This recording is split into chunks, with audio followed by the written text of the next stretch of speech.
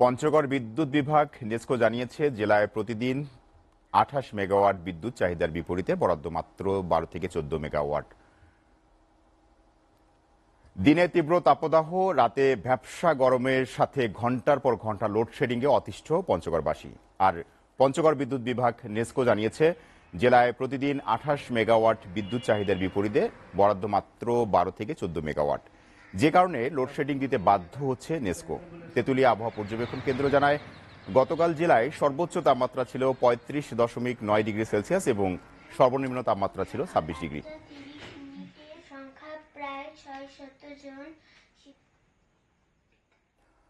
অসহনীয় লোডশেডিং এর খবর জানাতে পঞ্চগড় থেকে সরাসরি যুক্ত হচ্ছেন সহকর্মী কামরুজ্জামান টুটুল।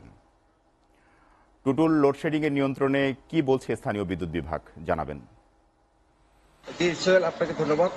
গত এক সপ্তাহ ধরে পঞ্চগড়ে হঠাৎ করে অসহনীয় লোডশেডিং, ঘন্টার পর ঘন্টা লোডশেডিং থাকতেছে, যে কারণে জেলার সাধারণ মানুষ থেকে গৃহস্থলী পর্যন্ত সকল মানুষ অতি কষ্টে দিন যাপন করতেছে। আর আর এক পর্যায়ে আমরা এই এলাকার শ্রেণী পেশার লোকের সঙ্গে কথা বলছি, তারা আমাকে যেমনটি বলছেন যে বিদ্যুৎ না থাকার কারণে তারা কলকারখানায় কাজ করতে পারতেছে না।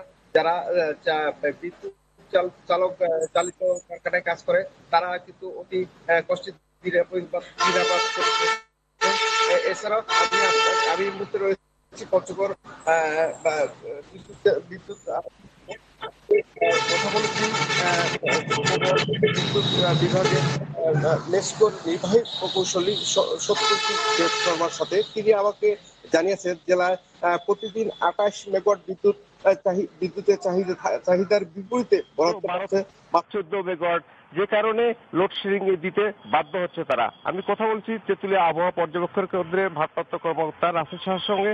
তিনি আমাকে জানিয়েছেন গতকাল ছিল জেলায় সর্বোচ্চ তাপমাত্রা ৩৫.৯ ডিগ্রি সেলসিয়াস আর সর্বনিম্ন ছিল ২৬ ডিগ্রি সেলসিয়াস। কথা বলছি হাসপাতালে থাকা অসুস্থ তাদের স্বজনদের সাথে, তারা আমাকে যেমনটি জানিয়েছেন অসুস্থতার সাথে যেমন কষ্ট দিচ্ছে, একইভাবে বিদ্যুতের লোডশেডিং এ তাদের কিন্তু সেই কষ্টকে আরো দুর্বিষহ করে তুলতেছে। আমি কথা বলছি জেলার বিভিন্ন পেশার মানুষের সঙ্গে, যেমনটি জানিয়েছেন দিনে বিদ্যুৎ না থাকায় জরুরি কাগজপত্র প্রিন্ট ফটোকপি করতে পারছে না। একই কারণে কলকারখানায় যারা কাজ করে তাদের কিন্তু ঘন্টা বসে থাকতে হয়, যে কারণে তাদের আর্থিক কষ্ট তারা পাচ্ছে।